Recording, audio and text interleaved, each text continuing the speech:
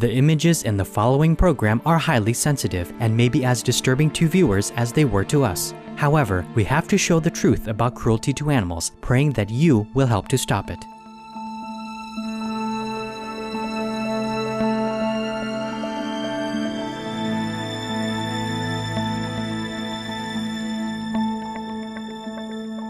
We found Soccer, our pet cat of 12 years, in this inhumane steel trap, killed instantly or not, we have no idea. And it's causing severe tissue damage, it's causing loss of limbs, it's causing animals to be exposed to sub-zero temperatures, dehydration, all kinds of pain and things that go along with that. They maim and they kill in very, very vicious ways.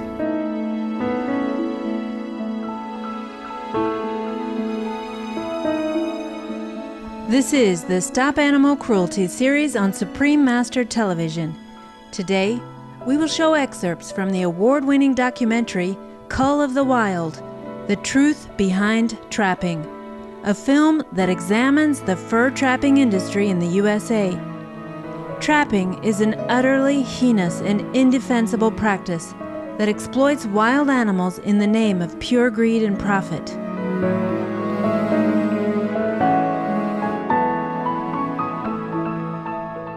Each year in America, a staggering number of animals are trapped and killed. At least 4 million animals are trapped and killed for their fur. And millions more are injured or killed as non-targets, victims of traps set for other species. The Animal Protection Institute, also known as Born Free USA, a U.S.-based animal advocacy organization, co-produced The Cull of the Wild with 21st Paradigm, a nonprofit film corporation. Let's now see further excerpts from Cull of the Wild.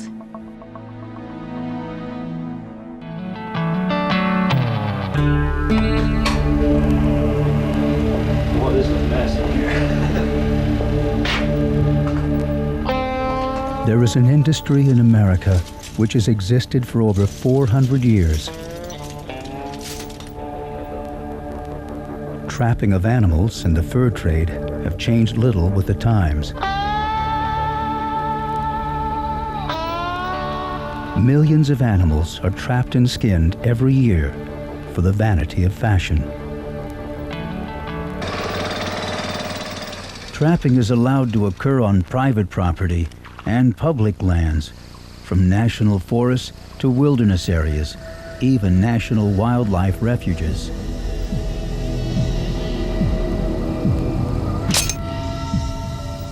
There are 3 basic types of traps: the snare, conibear, and the most widely used, the steel-jawed leg hold. But there it is in its set position. The jaws are open. And as the animal steps on the pad, I'm going to put my finger up from the bottom. It goes off. So the animal steps on the trap, and you can see what happened there. That's tremendous force on the leg. That tremendous force, first of all, is extremely damaging. It can be extremely damaging to the leg. It can actually sever the skin, sever tendons. It can actually cause broken bones. Immediately the trapped jaw is snapping shut on the limb. The animal who's trapped, being a wild animal and being restraint being the worst thing you could ever do to a wild animal, immediately jumps. They run and lunge with this trap attached to their leg. In so doing, they cause further damage to the leg, and they frequently, that's one of the big things that are found, is dislocation of the joints. The animal lunges and tries to get away, can't get away. So what's the next thing to do? Try to bite at the trap. Well, you can imagine what happens when teeth bite against hard metal. Teeth break, and that's another source of pain for them. They can't get away. So then the next thing to do is to bite at their leg. They may chew sufficiently on their leg to actually sever the leg from the trap. The trapper will come to the set and find that there's a leg there, that the animal's chewed it off, broken it off, twisted it off. The snare, a primitive wire noose. An animal gets caught around a limb or around the neck, depending on how it's set and what kind of bait is used to entice the animal to get in there. And then when they pull, you can see that gets the snare tighter and tighter and tighter. If it's around the neck, it takes quite a bit of time before it actually kills the animal. If it's around the leg, of course, it just holds the animal until the trapper comes and kills her or him. I've had a little bit of experience with some cable snares that I ran into in Alaska. Apparently someone had put them out to trap wolves just outside of Denali National Park, and they had set up a double trap or a double snare set, and the wolf, when it was caught, struggled so much and then got caught in the extra traps that it really tore the animal apart. He tore himself apart struggling with these. Snares are diabolical inventions. Promoted as a humane alternative, the conibear, conceived with the intention of crushing the animal's spine. In order for them to be instant kill traps, the jaws have to snap down somewhere along the upper part of the spinal cord in order to cause an instantaneous death. Rarely do the animals get into that kind of a position. Most of the time when I've seen animals trapped like this, their body is crushed, their spinal cord is partially crushed, but it's too low down to cause them to die. Padded traps are actually an offense to one's intelligence. There's this narrow piece of rubber on either jaw, but you still have the same degree of force that's necessary to hold the leg. An offset trap has a piece of metal or a little burr of metal that prevents the jaws closing completely. There might be an 1/8 of an inch to 3/8 of an inch gap between the one side of the jaw and the other.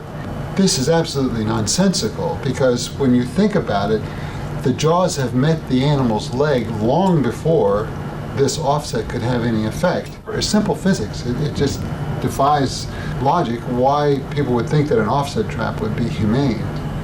As a veterinarian, I look at the trap as an abominable device that just cannot be allowed to be used just because it is unconscionably cruel. Traps are frequently set in water to cause death by drowning. The National Trappers Association euphemistically describes drowning as carbon dioxide narcosis and promotes this as a humane method of killing aquatic mammals. He bit his tongue against that trap. With aquatic animals like beavers, they're able to hold their breath, if you will, for a much longer time than a land animal would. So therefore, they feel the effects of being restrained underwater for a much longer time. It can be up to 12 minutes. Now he looks a little fatter. Yeah, he hasn't been caught so long. Animals targeted for their fur, not killed by trap injuries, predation, or exposure, are most often clubbed to death, suffocated, or strangled to preserve the pelt.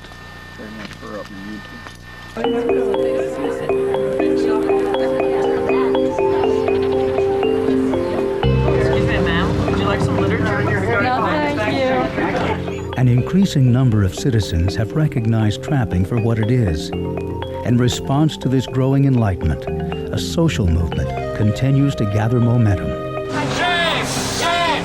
Shame on you! Surveys show an overwhelming majority of Americans oppose trapping animals for their fur. Many of these trappers in many states do not have to be licensed, and yet they're using these same body-crushing devices in urban and suburban settings. Increasing public opposition has encouraged progressive legislators to fight for meaningful industry regulation. Bringing these indiscriminate traps into suburban areas is an incredible mistake. I mean, we're not going to see not only the continued degradation of the wildlife and pets, but we're probably going to see kids, adults who are killed or seriously injured by these devices. Studies show for every one animal intended to be caught with a trap, up to 10 non-target animals may be unintentionally killed. One of the big problems with the traps, of course, despite claims to the contrary, is that they, by their very nature, are non-selective in what they catch. And I think this is evidenced by the fact that we see eagles and owls and hawks of various types that are caught in traps. And of course, we only see the birds that people bring to us. We believe that that's probably the tip of the iceberg. I have no idea how many more birds are out there that are killed directly or are left to die, or worse yet, really in most cases, are released again with the thought that they will be okay. But we know from our experiences in dealing with these birds medically that most trap injuries are very severe. They always result in the loss of any portion of the limb that's below the trap injury site itself. Trapping has brought many species to the brink of extinction, including wolves, beaver, sea otter, and lynx. The U.S. Forest Service, as recently as 1999, conceded lynx are extremely susceptible to trapping. And where permitted, trapping is a significant source of mortality. Charles Darwin, as early as 1863, was alerting people to the brutality of trapping. We shall be told that setting steel traps is the only way to preserve game, but we cannot believe that Englishmen, when their attention is once drawn to the case, will let even this motive weigh against so fearful an amount of cruelty. 88 countries, including the member nations of the European Union, have banned leg-hold traps. Voters of several American states have had to resort to the public ballot initiative process to stop the use of these cruel and indiscriminate devices. We have to get people involved to go to their elected legislators and say, look, we won't tolerate this anymore. As we begin the 21st century, the ethical issue lingers. What will it take to recognize animals as sentient members of our communities, deserving of respect and protection? The fundamental problem is that we are treating other animals as commodities. The whole system is it's intolerable. It just doesn't fit in a civilized society. An 80% majority of Americans favor simply viewing wildlife without killing. To stop the vicious trapping industry, please say no to all fur products. Please also contact your local government officials and tell them that trapping and the fur trade are unacceptable and that only life-affirming activities should be allowed.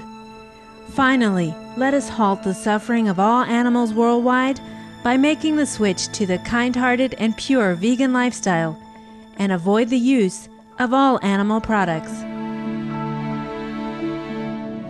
We need to begin to establish a new tradition, a new generation of people that understand the beauty that surrounds them and the wonders of the wildlife that's here.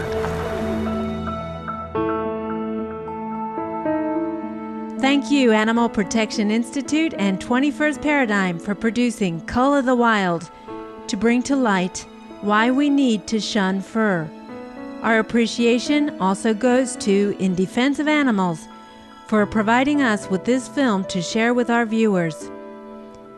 For more information on ending fur trapping, please visit the following websites: Animal Protection Institute, www.bornfreeusa.org; In Defense of Animals, www.furkills.org.